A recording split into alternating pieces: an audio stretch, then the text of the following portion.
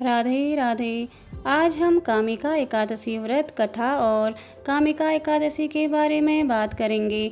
एक बार अर्जुन ने श्री कृष्ण से कहा, हे प्रभु, मैंने आषाढ़ माह की शुक्ल पक्ष की एकादशी देवशयनी एकादशी का व्रत विस्तार से पूर्ण किया है और सुना है, और आप मुझे श्रावण मास की कृष्ण पक्ष की एकादशी की कथा सुनाने की कृपा कीजिए। इस एकादशी का नाम क्या है, इसकी क्या विधि है, इस एकादशी व्रत में किस देवता का पूजन होता है, और इस एकादशी का व्रत करने से मनुष्य को किस फल की प्राप्ति होती है।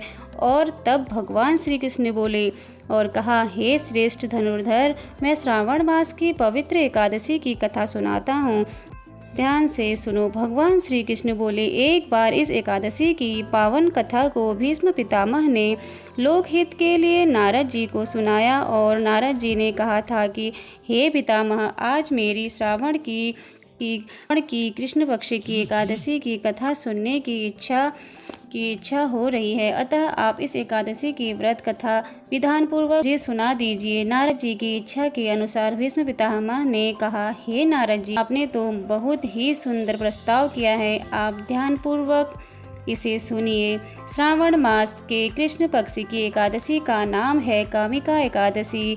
इस एकादशी की कथा सुनने मात्र से ही वाजपेयी यज्ञ के बराबर फल की प्राप्ति होती है। कामिका एकादशी का व्रत शंख चक्र गदाधारी भगवान श्री हरि विष्णु की पूजा की जाती है, और जो भी व्यक्ति इस कामिका एकादशी व्रत को करता है उसे गंगा स्नान के फल से भी उत्तम फल की प्राप्ति होती है, और सूर्य ग्रहण और चंद्र ग्रहण से केदार और कुरुक्षेत्र में स्नान करने से जिस पुण्य की प्राप्ति होती है, वह पुण्य कामिका एकादशी दिन भगवान श्री हरि विष्णु की भक्ति पूर्वक पूजा पाठ करने से प्राप्त होता है। श्रावण मास में हमें कामिका एकादशी का व्रत हमें अवश्य रखना चाहिए, और कई गोदान करने के फल से भी ज़्यादा कामिका एकादशी व्रत रखने मात्र से ही मिल जाता है, और पापों में फंसे मनुष्य को कामिका एकादशी का व्रत अवश्य करना चाहिए, और इस संसार में इससे भी अधिक पापों का नाश करने वाला और कोई व्रत नहीं है।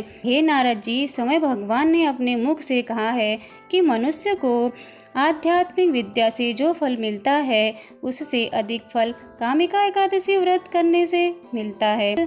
इस उपवास के करने से व्यक्ति को यमराज के दर्शन भी नहीं करने पड़ते हैं, और न ही नरक में होने वाले कष्ट भोगना पड़ता है, और वह स्वर्गलोक का अधिकारी बन जाता है। जो मनुष्य भगवान श्री हरि विष्णु का तुलसी दल से पूजन करते हैं, वह इस संसार में रहते हुए भी औरों से अलग होते हैं। हे नारद जी, मैं भगवान की अति प्रिय तुलसी माता को प्रणाम करता हूँ। तुलसी माता के दर्शन मात्र से ही व्यक्ति के सभी पाप नष्ट हो जाते हैं, और तुलसी माता को स्पर्श करने से व्यक्ति पवित्र होता है, और जो भी मनुष्य तुलसी पत्र भगवान श्री हरि विष्णु को अर्पित करता है उसे मुक्ति मिल जाती है। कामिका एकादशी की रात्रि को जो भी व्यक्ति जागरण करते हैं और दीप दान करते हैं, उनको भगवान श्री हरि विष्णु का आशीर्वाद मिलता है। कामिका एकादशी की व्रत कथा के अनुसार एक गांव में वीर क्षत्रिय रहता था। एक दिन उसकी किसी एक ब्राह्मण से हाथापाई हो गई। उसके हाथों से ब्राह्मण की मृत्यु हो गई। अपने हाथों द्वारा गलती से मारे गए उस ब्राह्मण की क्रिया उस क्षत्रिय ने करना चाहा, परंतु पंडित ने उसे मना कर दिया। ब्राह्मण बोले, तुम पर ब्रह्म हत्या का दोष है, पहले तुम पश्चाताप करके अपने पापों से मुक्ति हो जाओ, तभी हम तुम्हारे घर भोजन करेंगे। तब क्षत्रिय ने ब्राह्मण से पूछा, इस पाप से मुक्ति होने का क्या उपाय है। श्रावण मास में आने वाली कामिका एकादशी को भक्ति भाव से पूजा पाठ करके ब्राह्मणों को भोजन करा के उनका आशीर्वाद प्राप्त करके इस पाप से मुक्ति हो जाएगी। बताने पर व्रत करने वाले के रात में ही क्षत्रिय को भगवान ने दर्शन देते हुए कहा, तुम्हें ब्रह्म हत्या के पाप से मुक्ति मिल गई। कामिका एकादशी का व्रत रखने से हमारे पाप नष्ट हो जाते हैं, और इस लोक में सुख भोग कर मनुष्य विष्णु लोक को जाते हैं, और कामिका एकादशी के इस व्रत और कथा सुनने मात्र से ही मनुष्य को स्वर्ग लोक की प्राप्ति होती है। आप सभी पर भगवान श्री हरि विष्णु का आशीर्वाद बने रहे।